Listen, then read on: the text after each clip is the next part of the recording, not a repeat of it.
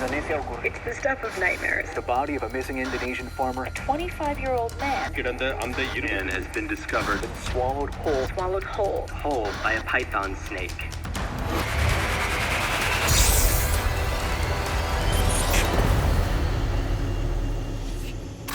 Indonesia is the location of the latest and most disturbing report of a man-eating snake attack. In the West Sulawesi district of Karasa, 25-year-old Muhammad Akbar left his family home to go to work.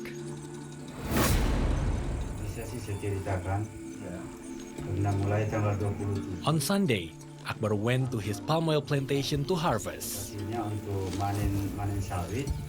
That evening, Akbar didn't return.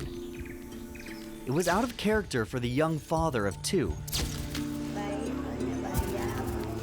He was kind-hearted, quiet, and patient. He never got into fights. He was introverted and obedient. By the next afternoon, Akbar still hadn't returned home. Worried friends and family assembled a search party. I'm the victim's uncle. I joined the first search party to look for Akbar. Around 1 hour after sunset, Akbar's uncle made an ominous discovery.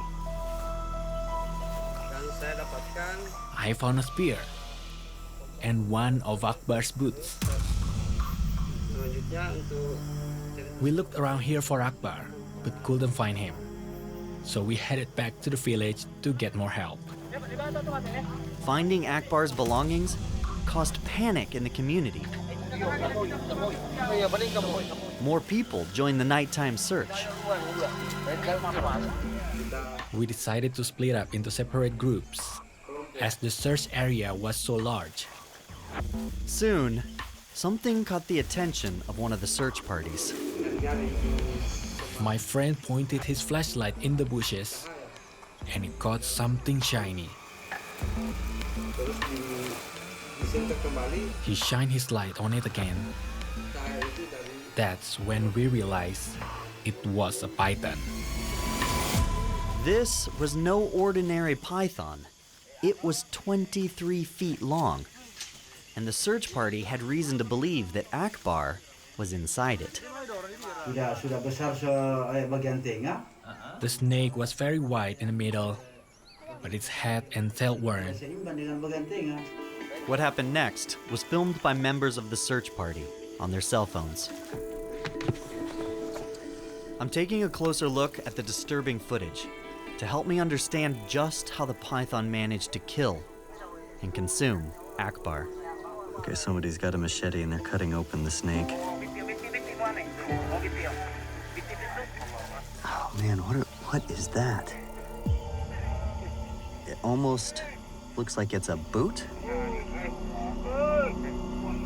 Oh man.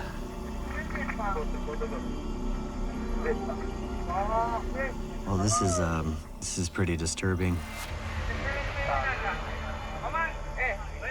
So we've got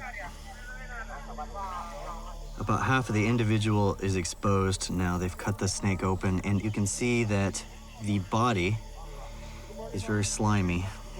That would be the snake's digestive juices. Oh my goodness. And it finishes abruptly, possibly out of respect to Akbar.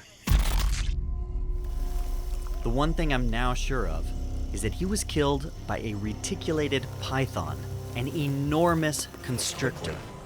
Akbar was only 25 years old and, from working on a palm plantation, fit and strong. So how exactly did the python get a hold of him? A snake's striking distance is roughly half of its body length. The Sulawesi snake measured 23 feet. So, one thing I do know is that Akbar was within 12.5 feet when it struck. And is a python fast enough to catch a human?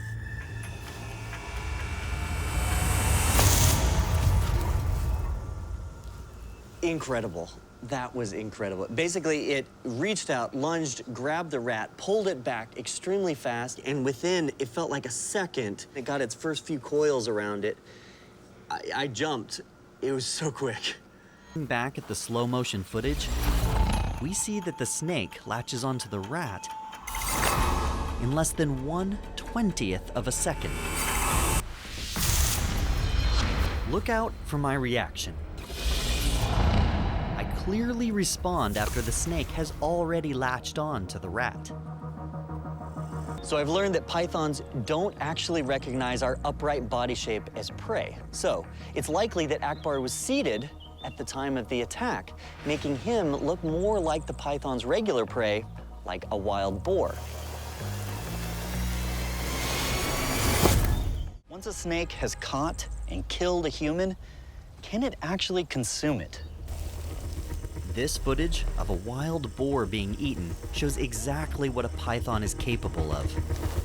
The snake easily stretches its mouth around the large prey, so we know a large python could swallow a human, but it would still have to digest it.